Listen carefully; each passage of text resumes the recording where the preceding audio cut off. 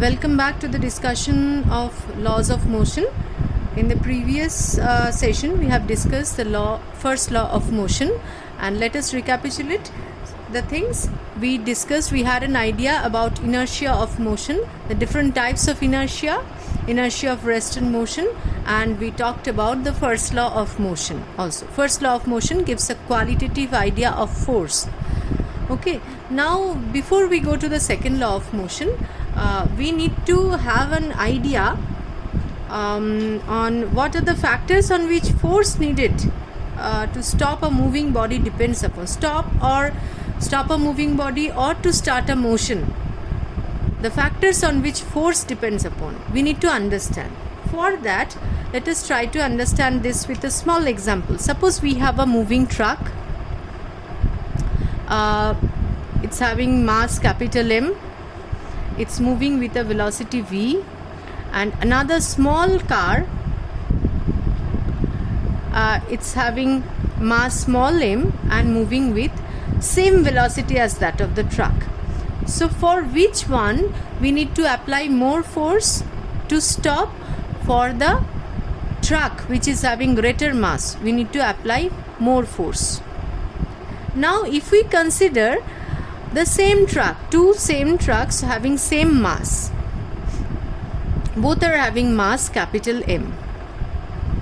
So in this case, one of them is moving with velocity v1, another is moving with velocity v2, where I put a constraint. Here v1 is greater than v2. Now for which one you need to apply more force? For the truck which is having greater velocity, we have to apply more force to stop it. Now from these two examples, what we got to know is force actually depends on the mass of the body which is moving, and force also depends on the velocity of the body which is moving.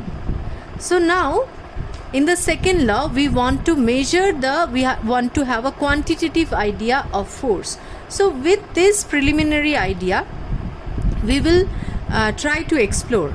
Now, before we move on to the second law, we need to know one more physical quantity. As we know, motion, the amount of motion depends on two things now, mass and velocity. We define a new physical quantity called momentum. So what is momentum? Momentum is simply the product of mass and velocity. So we write mass into velocity as momentum. So momentum has a symbol P, small p, equal to mass m into velocity. Now as we have our new physical quantity, we need to know the nature of the physical quantity, we need to know the dimension and the unit of this physical quantity. So for this physical quantity, this one, momentum, is a product of mass and velocity. Velocity is a vector quantity and mass is a scalar quantity. So this multiplication, from this multiplication we get that momentum is a vector quantity. Vector quantities are shown with an arrow on top of it.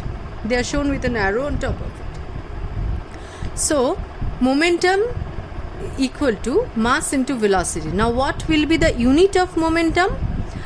We decide the unit of momentum in this way. What is the unit of mass? Kg. What is the unit of velocity? Meter per second. So the unit of momentum has the unit kg, meter per second. Fine.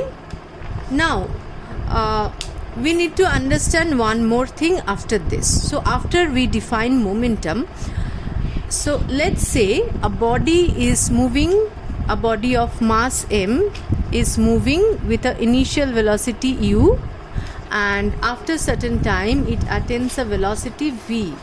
So what is the initial momentum? Initial momentum is denoted by pi. I for initial, just a suffix. Pi is equal to mass into velocity. Here mass is m and initial velocity is u. So mu. What is the final momentum? Pf equal to mass into final velocity, that is m into v. Now what is the change in momentum in the whole process? Initially it was having momentum m into u, finally it is having momentum m into v. What is the change in momentum? Any small change in physics is denoted by this letter delta. So delta p, this you have to read it in this way. Delta p means change in momentum. So how can we write it? Change in momentum is pf minus pi. So what will be its value? mv minus mu equal to mv minus u. So this is the change in momentum. Keep this in mind. Now change in momentum, as we know, in one more way we can say the change in momentum, we can visualize, we can interpret the change in momentum. So p is equal to m into v. So change in momentum delta p equal to delta m into v. That means change in mass and velocity. Now as we have an idea that mass is an invariable quantity, mass is not varying, whether you take it to moon or anywhere, mass is invariable. So mass is not varying.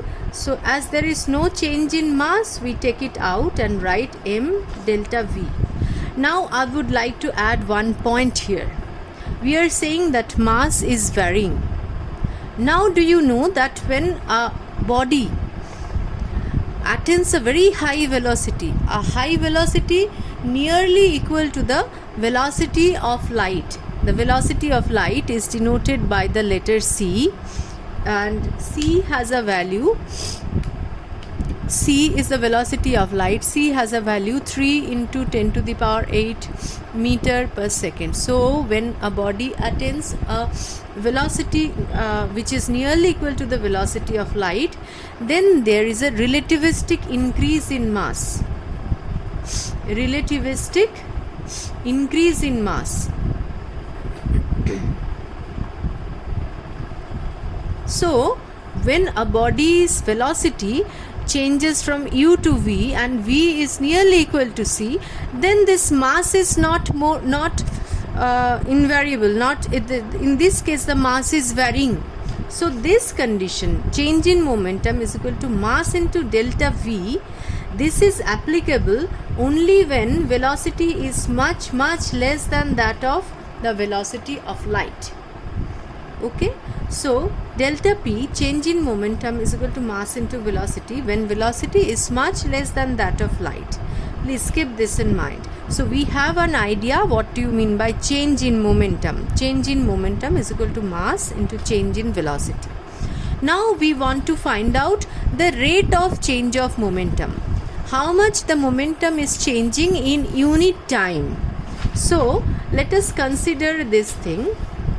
Suppose this change in velocity takes place in time delta t. So this change of momentum takes place in time delta t. In delta t time, change in momentum is delta p. So in unit time, the change in momentum is delta p by delta t. This is known as the rate of change of momentum. And how can we write this? Rate of change of momentum. From here, if we can put the value m delta v by delta t. But delta v by delta t is your mass into this one is acceleration, m into acceleration. So we can write rate of change of momentum. Rate of change of momentum del p by del t is nothing but m into a.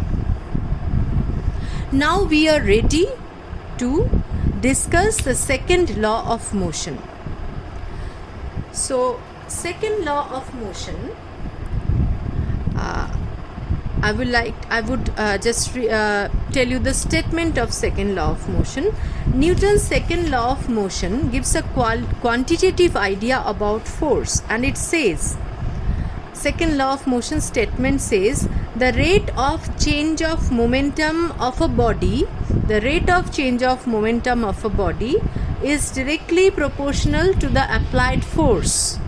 So the rate of change of momentum del P by del T is directly proportional to the applied force, and this change of momentum takes place along the direction of the applied force. The change of momentum, direction of the change of momentum and direction of the force is same. So here rate of change of, once again the statement is the rate of change of momentum is directly proportional to the applied force, and the change of momentum takes place along the direction of the applied force. So this is the second law of motion, Newton's second law of motion.